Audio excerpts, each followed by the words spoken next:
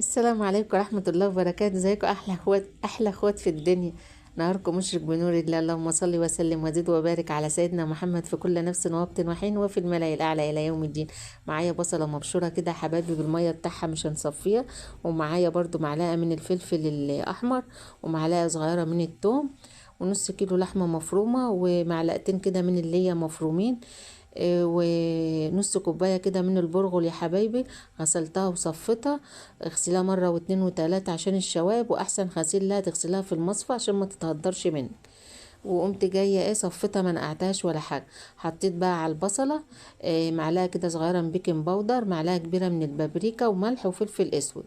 وهنقوم جايين حاطين البرغل بقى يشرب كل السوائل اللي نزلت من البصل والفلفل ده، عشان يتشرب كده ويبقى ما شاء الله معانا آه، نافش كده وجميل. لما نضيفه على الكفتة يضاعف الكمية، وما شاء الله يتشرب من من اللحمة.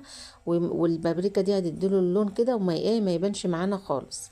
هنا بقى معلقة صغيرة كده من الحبهان على اللورة مطحونين، هتفرق معاكي قوي في الطعم والريحة. ونسيبه بقى جنبنا بعد ما ندعكه جامد جدا.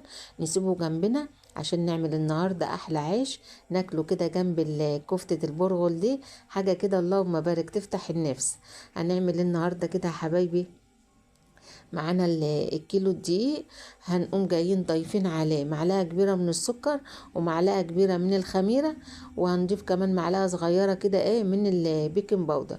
وهنا معايا لبن كده كان في التلاجة حبايبي، معلقة صغيرة كده مليان، تدي للعيش برضو هشاشة معانا.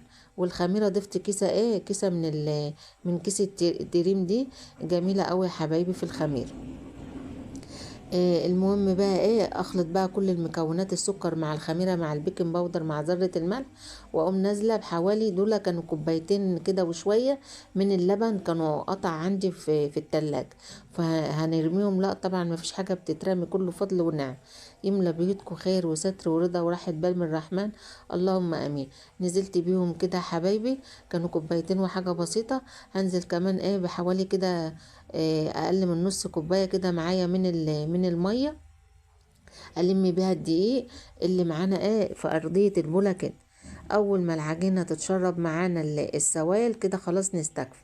يعني انا ضفت له حوالي 3 كوبايات الا ربع.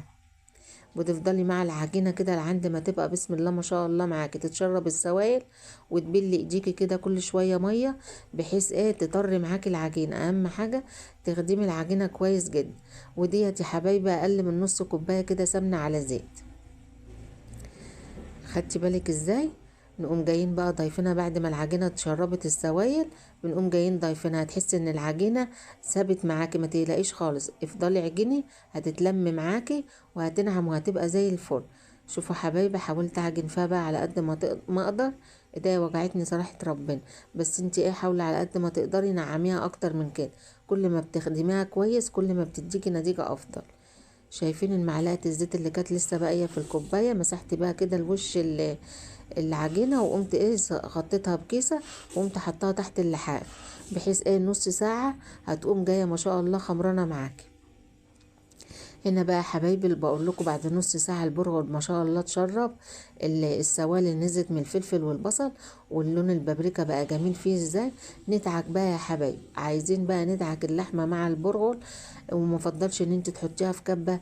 جربتها بقول لك عن تجربه، وبصراحه ربنا وبالامان لما بتتحط في الكبه بتنعم قوي.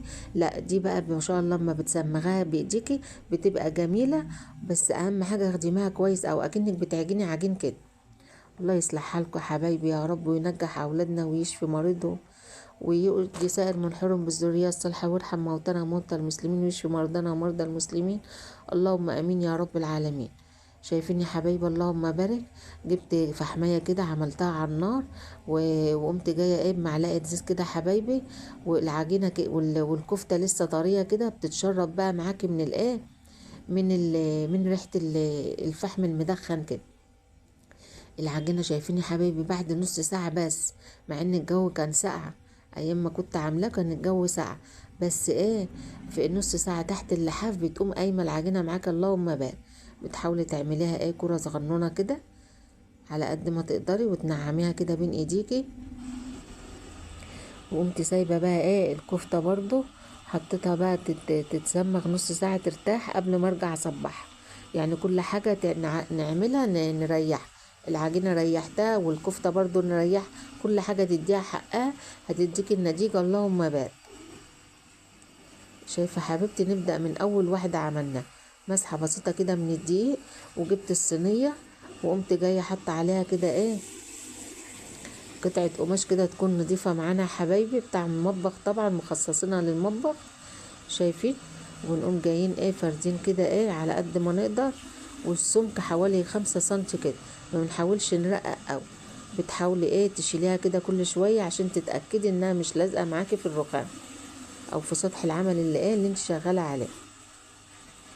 شايفين يا حبايبي السمك ده؟ اللهم بارك. شايفين؟ والنهارده هنعمله ايه؟ هنعمله في الفرن، وما شاء الله يطلع ناجح معاكي من اول مره.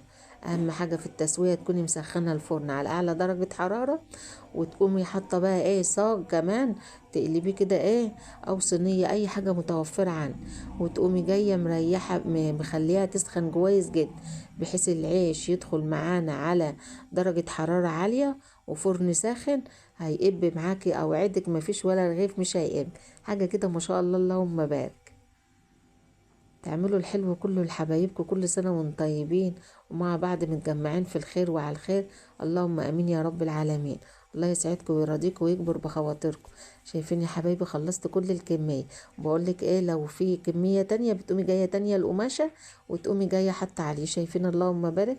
حطيت على الارضية، واول رغيف قب معايا جميل الصغنن اللي فوق ده، قمت مطلعاه فوق وقمت مشغله له الشوايه. شايفين يا حبايبي؟ اللهم بارك. الخبيث في البيت نعمة كده، اللهم بارك، يملى بيتكم خير وستر ورضا وراحة بال من الرحمن، اللهم امين. بنحط في الاول كده على الارضية، واول ما ينفخ معانا كده نقوم حاطينه على الشواية من فوق ياخد اللون الجميل ده. شايفين يا حبيبة قلبي؟ حاجة كده اللهم بارك. تعملوا الحلو كله لحبايبكم.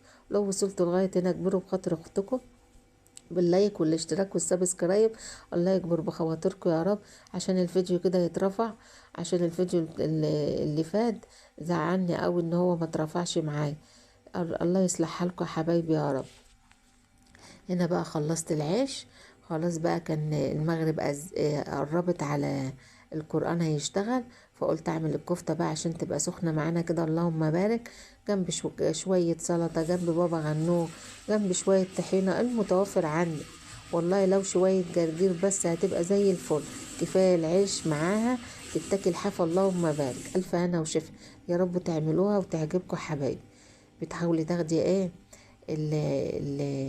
قطعة كده من اللحمة معاكي وتنعميها بين ايديك. طب ايه الطبق دوت؟ حاطه فيه كده حبايبي معلقتين مية على معلقة زيت، وقمت جاية ايه انعم بيه العجينة كده، انعم بيه اللحم.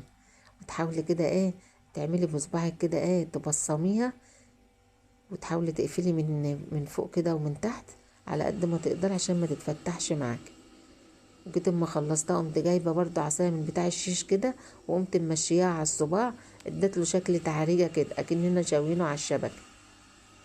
وهنحطه على الارضيه في الفرن اقل من 10 دقايق، هيكون ما شاء الله متشمع وزي الفل. تقومي جايبه عاوزه تقلبيه قلبيه، مش عايزه تقلبيه حطيه تحت الشوايه. الكفته دي حلاوتها ما بتاخدش 10 دقايق هتكون معموله معاك. اهم حاجه شايفين؟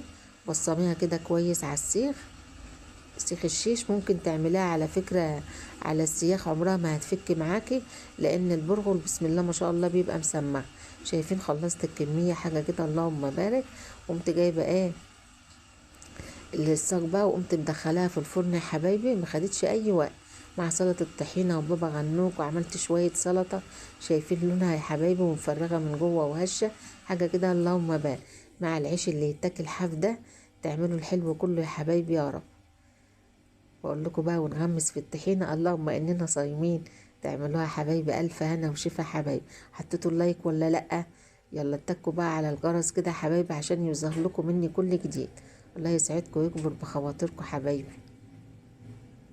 شايفين الجمال؟ اللهم بارك.